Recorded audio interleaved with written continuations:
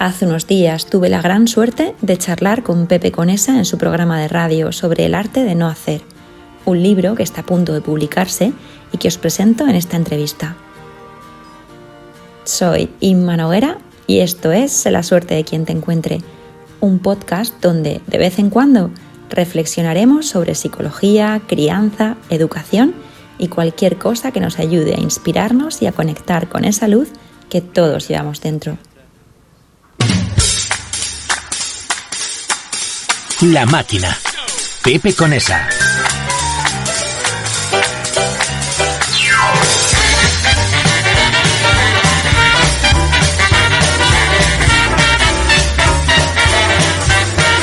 Bueno, vamos a poner un poco de cordura a la tarde y nada mejor que con una buena psicóloga y orientadora profesional, que para eso está en la Consejería de Educación de la Comunidad Autónoma de Murcia, Inma Noguera, que acaba de hacer un manual de acompañamiento. Lo he dicho bien, querida Inma, bienvenida. Buenas tardes, Pepe. Sí. Me he quedado sin voz y sin aire y sin nada.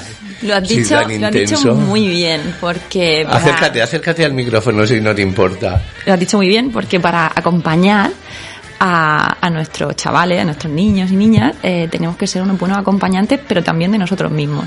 Nosotros somos nuestros mejores acompañantes, ¿no? Exacto, no podemos acompañar de alguna bien. manera, es lo que quieres decir. Exacto. Cuéntanos un poco, va a salir dentro de muy poco ese manual, que es un libro nuevo que ya tienes... El 3 de febrero... En Las Claras, a las 7 de la tarde estaremos presentándolo. El 3 de febrero, dentro de un mes prácticamente. Un mes que pasa volando, y estaremos presentándolo Reco Marín y yo, Inma Noguera, en Las Claras. Y bueno, la verdad es que es un libro que ha surgido a través de la observación de la naturaleza. Uh-huh. Nos damos cuenta de que tenemos que poner un poquito más de todos los elementos e integrarlo, equilibrarlo en nosotros, ¿vale? Entonces, la estructura del libro...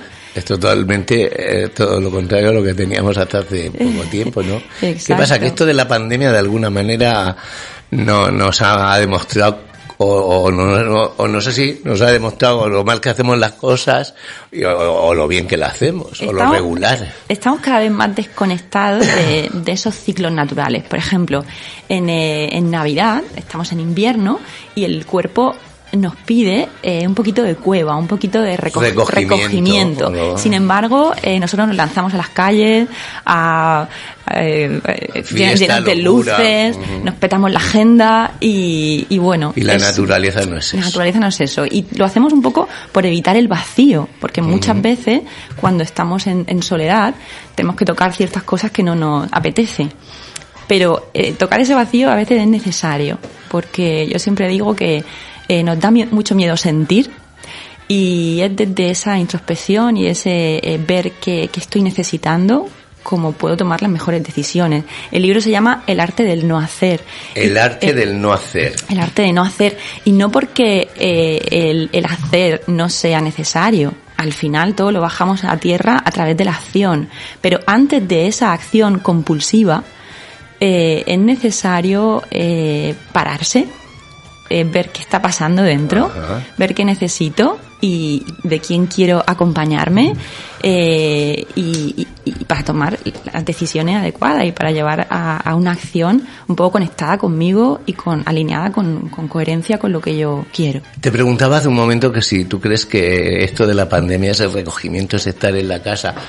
Hay quienes hemos estado solos y hay quienes estado pues con lo que había en la casa. Eso nos ha cambiado, nos ha hecho de alguna manera ver pues esas carencias que o esos defectos que teníamos, esas necesidades o falsas creencias. Sí, de alguna manera sí. A muchas personas les ha reconciliado consigo mismo. Y esto es un poco lo que tú estás haciendo, es para que nos reconciliemos con nosotros mismos, ¿no? Sí, para que volvamos a cogerle el gusto a la soledad, al estar con nosotros mismos. Al sostenerte y al abrazarnos en el sofá y estar tranquilo y a gusto con nosotros mismos. Porque ¿es fácil, Inma? No siempre, porque todos tenemos dentro cosas que no nos gustan y que no nos gusta tocar. por eso normalmente huimos de nosotros mismos a través de muchos estímulos externos. Puede ser Netflix, pueden ser relaciones tóxicas, pueden ser el móvil, la compulsión del móvil. Siempre tendemos a escapar de esos momentos de recogimiento. Entonces, en el libro... Tan necesarias por otra parte. Sí, por supuesto. Y además hay una malentendida conexión con uno mismo, porque al final nos conectamos con nosotros mismos, pero es tan importante como conectarnos con los demás. De eso habla también el libro. Pues me parece interesantísimo, ¿eh? Es un manual, al final de lo que estábamos hablando, un manual de acompañamiento. Cómo saber acompañarte a ti mismo, perder ese miedo a la soledad de alguna manera, ser una buena compañía, no una compañía divertida o triste, sino una buena compañía. Claro, sobre todo esto es importante cuando estás tratando con niños, ya sea en un aula o ya sea en casa porque eres padre o madre. Si tú no sabes acompañarte a ti, si tú estás al borde de un ataque de nervios, obviamente no vas a poder sostener una emoción de un niño pequeño que todavía no sabe regularse y que necesita que tú estés muy en tu centro para poder sostener eso. Como decía al principio, muchas veces nos da miedo sentir. Y como nos da miedo sentir, nos da miedo que ellos sientan. Y hacemos cobardes. Exacto. Alguien me escribió esta semana preguntándome cómo puedo abordar el tema de la muerte y el duelo, porque ha pasado esto en casa y no sé cómo abordarlo porque no paran de llorar. Y yo le preguntaba, ¿es malo que lloren? Están conectándose con la tristeza. La tristeza es una emoción que sirve para afrontar cambios, para decir adiós. Entonces, nos da tanto miedo que ellos sientan que tratamos de cortar esa emoción. Y no es bueno. No, porque al final la emoción nos dice cosas. La emoción lo que hace es avisarnos y ayudarnos a sacar fuera todo lo que hay dentro que nos perjudica. Esa angustia, esa tristeza, llámalo cada uno como quiera, esa ansiedad. Pero al final es bueno llorar cuando uno lo siente. Pero tampoco quedarnos ahí. Pero no quedarte en el duelo. Que luego eso ya pasa al victimismo de alguna manera, ¿no? Porque la emoción, la misma palabra lo dice, emotion, es una energía en movimiento. Es una energía que entra y al mismo tiempo que entra tiene que salir. Si la ayudamos a través de ejercicios para sacarla fuera. Que los hay. En el libro. Que lo vamos a encontrar en el libro. Yo tengo ganas de tenerlo porque yo ya sé estar bien conmigo mismo. Porque será que la fuerza de los años, de la costumbre, pero al final creo que es que eres una persona afortunada porque dentro de tu profesión, que es la psicología y de alguna manera la enseñanza, al final lo que estás transmitiendo es ese manual para pues ayudarnos, porque no todo el mundo nace enseñado ni ha hecho una carrera. Incluso habiendo hecho una carrera no tiene nada que ver con lo que estamos hablando. Son cosas son emociones, son sentimientos que es muy complicado de llegar a tocar. Y tú lo que estás haciendo con esto es facilitando pues ese conocerte a ti mismo, ¿no? No huir de lo que eres al final. Y además reconectar con lo sencillo. Yo creo que nos hemos complicado mucho la vida. Cuando esta mañana paseaba por Murcia, veía las calles atestadas de gente comprando regalos compulsivamente. Está bien regalar, pero al final los niños lo que necesitan es nuestra presencia y que juguemos con ellos, que nos tumbemos, que nos sentemos en el suelo. Y nos tiremos al suelo. Exacto, y que les miremos a los ojos más. Y reconectar con lo sencillo. Y esa sencillez la encontramos en la naturaleza. Por eso yo me he basado mucho en la naturaleza para escribir este libro, porque creo que es fundamental. Yo creo que cuando entro a muchas clases en mi trabajo, me doy cuenta de que los profesores están sobresaturados de tareas burocráticas y nos olvidamos muchas veces de lo sencillo que es trazarse dos, tres objetivos que sean fáciles de llegar a ellos y llegar a los niños que al final es lo importante, con el momento presente. Importante, ¿no? Exacto. Eso es fundamental. Por ejemplo, yo en mi generación, yo creo que eso, yo de alguna manera lo veo ya en los hijos de los amigos, de la gente que conoces, dices, parece que aquello de que yo tenía en el colegio como se ha perdido. y al final es verdad que se había perdido, ¿no? Está todo como mucho más, no sé, más mecanizado, más... Sí, hay además un protocolos que a veces son hasta absurdos, que al final no le llega al niño, digamos que es el paciente el que tiene que... Porque los padres educan, pero el profesor es aquel que el que lo forma, lo está empapando de sabiduría, y el que le abre las expectativas o se las cierra. A mí me encanta todo lo que aprendí de todas mis maestras y todos mis profesores que pasaron por mi vida. Yo también. Yo lo recuerdo con muchísimo cariño. La gente, hay gente que dice, no, la educación se recibe solo en el hogar. No, yo creo que nos perdemos muchísimo. Bueno, la educación, de alguna manera, el saber en la casa, pero todo, la formación... El saber estar, la transmisión de principios de vida, eso también se hace en la escuela. Y creo que es importante. El compañerismo, el compartir, el amor por la naturaleza, el estar disfrutando del momento presente. Te veo muy zen, querida. Estoy muy... Estás muy y eso es este libro que tú también te has hecho has entrado dentro de ti también de alguna manera y te has corregido, no sé. Yo siempre he sido siempre he tenido una vertiente muy espiritual desde muy pequeña. Sí. Desde muy pequeña, y hace 14 años que practico yoga. Y creo que es algo que he incorporado a mi vida de forma cotidiana. En el libro también propongo algunas... Siempre fuiste una niña feliz. Bueno, siempre fui una niña un poco ceniza, ¿eh? O sea, sí, yo me recuerdo, pues eso, como una niña un poco llorona, un poco... Querías tu sitio, tu espacio, ¿no? Gruñona, llámalo como quieras. Gruñona. También feliz, era muy Heidi. Feliz, era muy Heidi. Pero sí que es verdad que el mindfulness y la meditación a mí me ayuda muchísimo a reconectar, a limpiar de alguna manera todo ese sobrante y a dejar espacio dentro para lo realmente importante, ¿vale? Para no perderme cosas. ¿Que lo consigo siempre? No, porque soy humana. ¿Es complicado, Inma? A ver, sí y no. Realmente es complicado si no hacemos espacio, si nos saturamos la agenda y nos saturamos la casa y los armarios de cosas, sí. Y nos saturamos de planes sí, entonces sí es complicado encontrar ese momento para mirar a los ojos a tu hijo o a tu hija y escuchar lo que te está diciendo. Pero que eso es fundamental, porque tú has sido, antes que madre, has sido hija. Claro. Y sabes la importancia que se le da cuando, aunque sea una tontería que luego en el tiempo pero para ti en ese momento es importante, con 1, con 2, con 10, con 15, incluso con 30 años. Claro. Porque la figura de los padres es que nos escuchen, que nos entiendan, que nos puedan reprender. Pero desde luego lo importante es que te escuchen. Sentirte escuchado es lo más maravilloso del mundo. Claro, yo se lo decía otro día a mi padre, que estaba regañando a mi hijo, y le decía, papi, es que tú quieres que te respete, pero el respeto de alguna manera hay que ganárselo. Sí, no, de alguna manera, de todas. Porque ellos tienen que confiar en ti. Y es que además los niños van a hacer lo que vean, claro, no lo que tú les digas. No. Si tú le dices a los niños gritando, no grites. Los niños sí que no puedes imponer que son con buenas palabras y sentirte queridos, escuchados.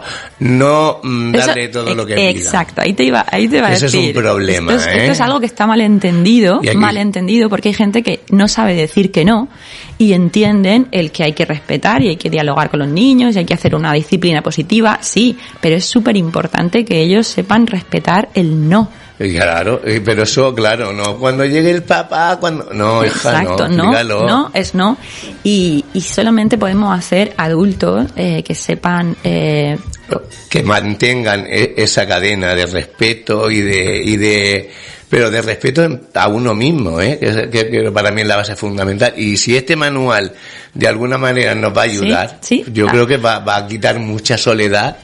Hablo un poco de eso también en el libro, de la necesidad y de decir que no a ciertas cosas para darnos el sí a nosotros mismos. Sí, o porque al final es dar tanto el sí, te estás haciendo daño a ti mismo. Exacto. Quiero decir, yo creo que este manual, sin leerlo, me imagino, por lo que estamos hablando y lo que hemos hablado antes del programa, al final lo que te ayuda es a conocerte a ti mismo, a quitarte esos miedos, esas angustias y claro, si tú vas libre de cargas, al final vives una vida mucho mejor. Y si educas a unos niños en esa libertad, en esa limpieza, en esa higiene psíquica, al final lo que estás haciendo es gente bien, gente claro. muy bien, con ganas de luchar, con gente preparada. No son esos días que te lo doy todo y al día siguiente no te doy nada. Eso a mí me horroriza. Tenemos que volver a acurrucarnos. Sí, pero acurrucarnos nosotros mismos. Ya no estamos en edad de que nos achuchen. Exacto. Los adultos tenemos que tener la capacidad de acurrucarnos a nosotros mismos y de ser esa madre nutritiva para nosotros mismos o ese padre nutritivo para nosotros mismos. Pero no un padre desequilibrado que llega del trabajo, no tiene apenas tiempo de nada y se desborda. No, y luego te vas madre... a la cartera y te das 100 euros. Exacto, para que te compres lo que te dé la gana. Yo hablo de ser una madre recién salida de un spa y con 5 años de terapia. Eso, la verdad que se puede conseguir. Con nosotros mismos. Entonces yo a mi hija se lo digo mucho, ¿no? Se consigue cuando tú estás bien. Exacto. Y a mi hija se lo digo mucho. Le digo, ¿qué piensas cuando ella me consulta un problema? Le digo, ¿qué piensas que te diría yo ante eso? Y me dice, pues que lo estoy haciendo bien y que si me equivoco, pues que no pasa nada, que no soy perfecta y que no pasa nada por no serlo. Digo, o sea, ¿ves? Estás haciéndola una niña normal, sin prejuicios y sin sobre todo sin sobrecargas. Claro, le estoy haciendo que se apoye a sí misma como haría yo, como haría una madre. ¿A ti eso te ha influido mucho el ser hija de una mujer trabajadora con su propio negocio, empresaria? Sí. Quiero decir que en aquellos años pues era complicado ser madre, ser profesional de lo que fuera. En este caso tu madre de la peluquería. Exacto. Cuando la peluquería entonces era una esclavitud más que una profesión. Mira, mi madre nos hizo un cuarto en la pelu y estaba allí. Claro, daros cariño para que estuviera. Claro, ahí. Yo tengo la gran suerte de haber vivido una infancia en la que mi madre estaba presente. Pero claro, era una presencia un poco, entre comillas, porque ella tenía que estar, exacto, ella tenía que estar atendiendo su negocio y nosotras llegábamos, yo muchas veces me acuerdo de eso, ¿no? De llegar al salón peleándome con mi hermana y ella con cara un poco como de, por favor, y yo estoy aquí y no me la liéis. Y ahora me acuerdo de todo eso y los recuerdo así, tío, son unos recuerdos muy entrañables, pero sí que es cierto que mi madre, claro, llegaba a casa muy tarde con nosotras, llena de bolsas, a preparar la cena, y entonces antes no había... Claro, no es lo que... Claro. Pero eso te ha condicionado a la hora de escribir, te ha hecho mirar a esa situación. Por supuesto. Que por otra parte hay cantidad de gente que la está viviendo. Por supuesto, porque yo aprendí a cargarme todas las mochilas encima, y cuando me convertí en madre... Yo que había sido siempre una persona súper independiente, súper social, súper disfrutante, cuando me convertí en madre dejé de hacerlo, dejé de conectarme con mi propio placer, dejé de conectarme con las cosas que me gustaban y eso vi que me estaba pasando factura. Entonces ese de volver a mí, ese camino de vuelta a casa ha sido gracias a la escritura. Y mi primer libro, Las alas de Lady Pájaro. Las alas de Lady Pájaro, que es donde también tienen Instagram, que la pueden seguir y ahí verán todo lo que cuando va a editar, cuando sale el libro, que ya lo sabemos, pero a partir de seguir en Instagram lo sabrán mucho mejor. Exacto. Y ha sido una satisfacción, ¿no? Sacar y ordenar de alguna manera, ayudar a los demás a que reordenemos nuestra vida, también es importante. Yo siempre le digo a mis hijos que escribir es la manera más bonita de acompañarnos que tenemos. Y propongo un pequeño ejercicio así para terminar el año. Sí. Que a mí me cambió mucho el estado de ánimo cuando empecé a hacerlo. Estas fiestas, la Navidad, es una época en la que suele conectar mucho con la melancolía, el recordar gente que no está. También hacemos balance y nos da la sensación de que no estamos evolucionando y nos sentimos un poco frustrados. Y aunque todo el mundo se empeña en que tenemos que estar súper contentos, pues muchas veces el sentimiento es un poco claro, exacto. Entonces yo os propongo que recordéis esas 5 a 10 cosas, lo mejor que os ha pasado en el año. ¿Cuáles son esos aprendizajes, esas personas bonitas que han llegado en tu vida? Y esas maravillosas que se han ido, afortunadamente. También. Que se han puesto más maravillosas cuando no están, que también las hay. También, esos momentos favoritos que has tenido en tu año, que los apunten en un cuaderno, en una hoja. ¿Siempre lo bueno? Yo creo que para terminar y para conectar con el agradecimiento, es bueno que sea eso, ¿no? Pero también si quieres hacer un ejercicio de darte cuenta de que somos capaces de superar cosas y obstáculos, también podemos conectar con aquellos 3 momentos en los que peor lo hemos pasado y darnos cuenta de que lo hemos superado, hemos tenido esos recursos. Esta mañana pensaba yo un poco en eso. Eso es. Es verdad que al final de año haces balance de lo bueno y de lo malo, quién se ha ido, quién se ha quedado, quién está, quién no está y dices, es verdad, pues si al final el cuerpo, el ser humano lo supera todo, hasta la muerte de los hijos. No es que la superen, pero aprendes a vivir con ellos. Y es maravilloso al final la capacidad de regeneración que tiene nuestra mente. Mira, para seguir adelante. Una de las personas más resilientes que yo conozco es mi madre, y otra es mi maestra de yoga, que tiene además una asociación de duelo, porque ella perdió a uno de sus hijos. Madre.